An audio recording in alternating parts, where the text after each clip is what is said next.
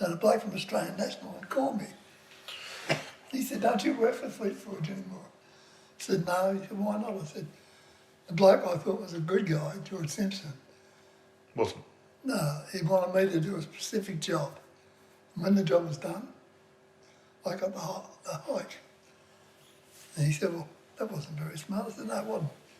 He said, oh, maybe I shouldn't be talking to you now. Why? I said, what's your problem?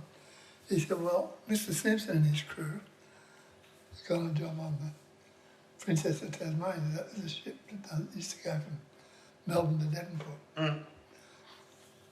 And they've had it for 3 days and they can't find out what's wrong with it. So what sort of equipment have you got? He said, I got every bit of equipment you can think of. He said, I got it all over the fucking engine. Anyhow, I said, oh, we come down and have a look tonight. I promise you, if you fix it, I'll pay you 4 times whatever you would have normally got. That's a lot of money. Mm. So I drove myself down there. All the Fleet Forge people had gone home. They were all worn out. They'd been there for 4 days and hadn't fixed this fucking thing.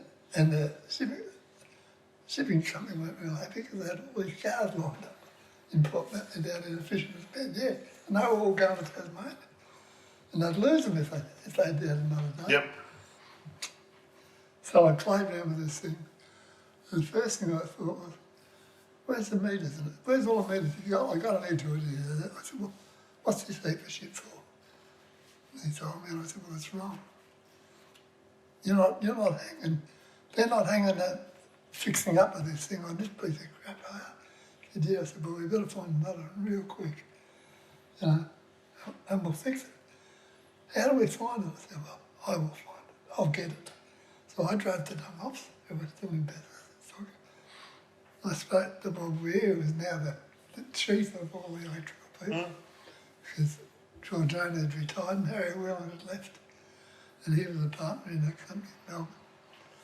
And George, I said to Bob Weir, could I borrow a meter off you? What's wrong, Jordan? I told him. He said, I'll get it. He said, but we're very protective of it.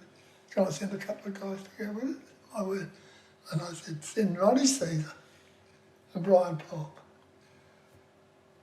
They haven't got a car. Get them out there, I'll bring them down. They brought their meters with them, piled them in my car and went down to Princess Tasmainia. And an hour and a half later, she was all finished. It was so obvious. It had to be it. I would have looked a fool if it wasn't. But, you know. And you just remember back during your apprenticeship and all the things you worked on. Did you have one of these? And the answer in Dunlop's was always yes. Always.